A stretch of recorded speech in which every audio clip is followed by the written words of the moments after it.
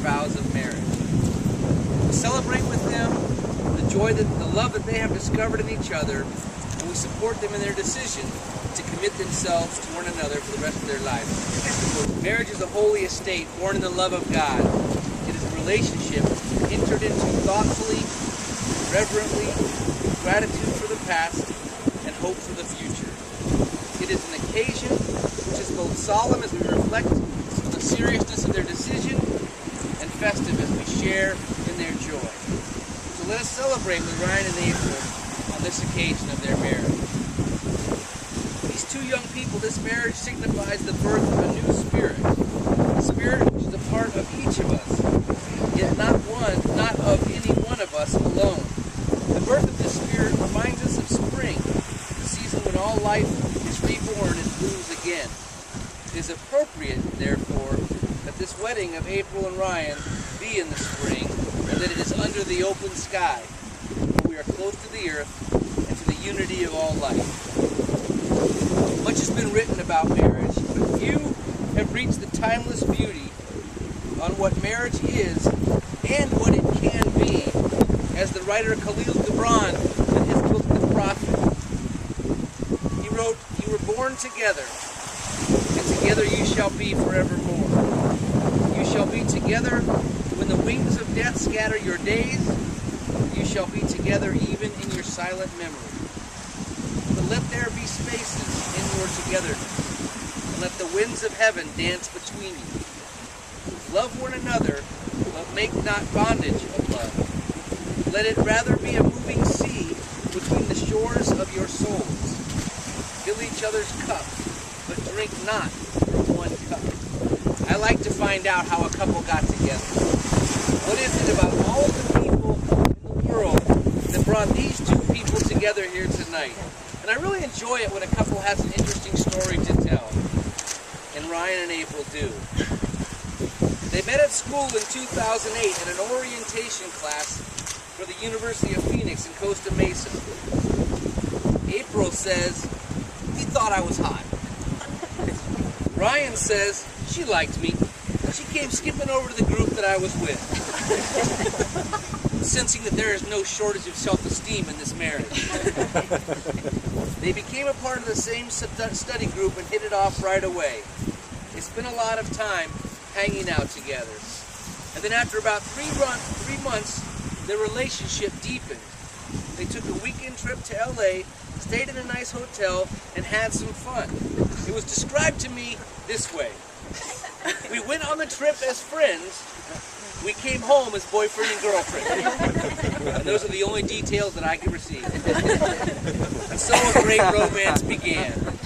Their relationship took off pretty quickly from that point, and after about a month they began talking about marriage. Every free moment Ryan and April enjoyed spending with one another.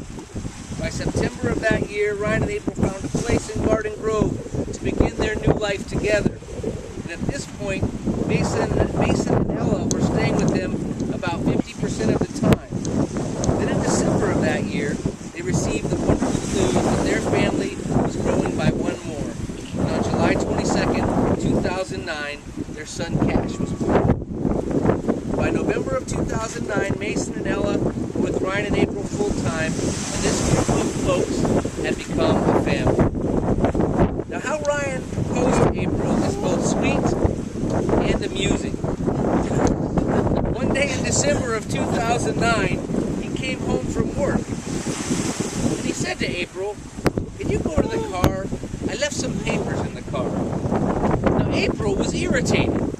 She wasn't really crazy about this idea, but she went to the car to get the papers. But when she got to the car, she did not find any papers. Instead, there were flowers and the car. She started to walk back to their apartment, and Ryan met her in the parking lot. He took a knee, showed her the ring, and proposed. And here we are today. When we hear their story, it seems clear that these two people, these 5 people, belong together.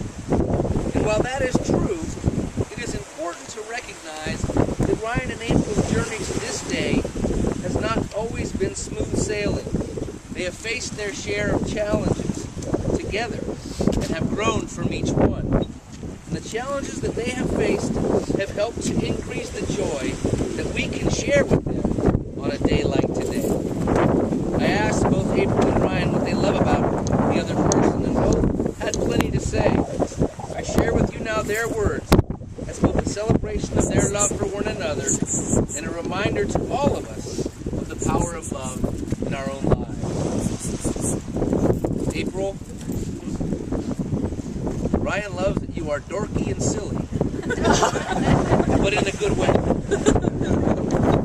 He says that you are beautiful, that you make him laugh.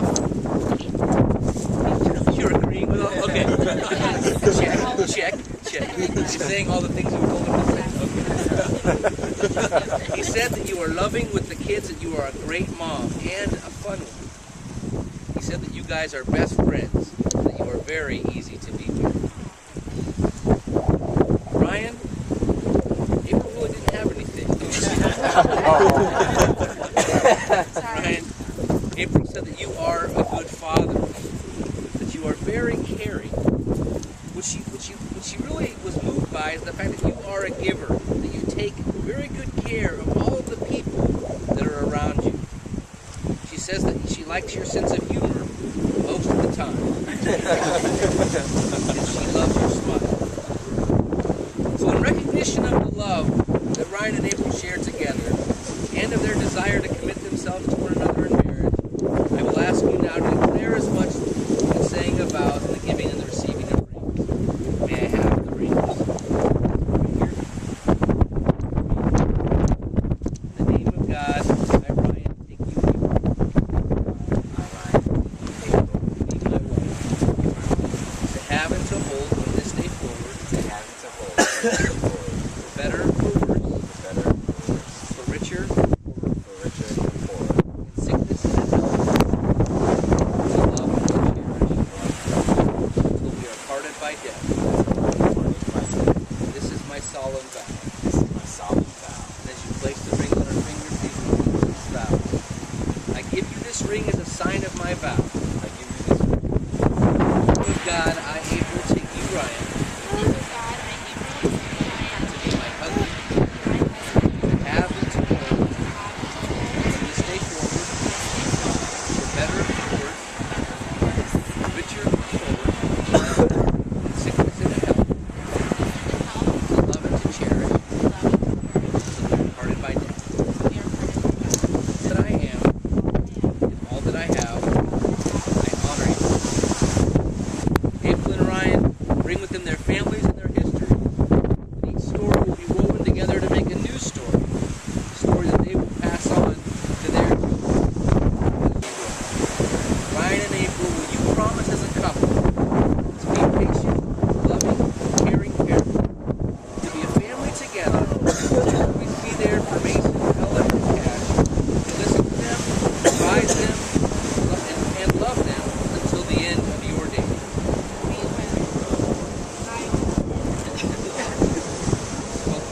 Let's pray. Loving God, we rejoice the occasion that brings us together today and ask that you would be with April and Ryan as they begin their life together as husband and wife. Help them to feel that both Ryan and April have consented together in wedlock and have witnessed the same before God and this gathering of family and friends, and have pledged their faith to each other and have declared the same by the joining of hands, by the giving and receiving of rings. I pronounce that they are husband and wife together. Those whom God hath joined together, let no man put asunder.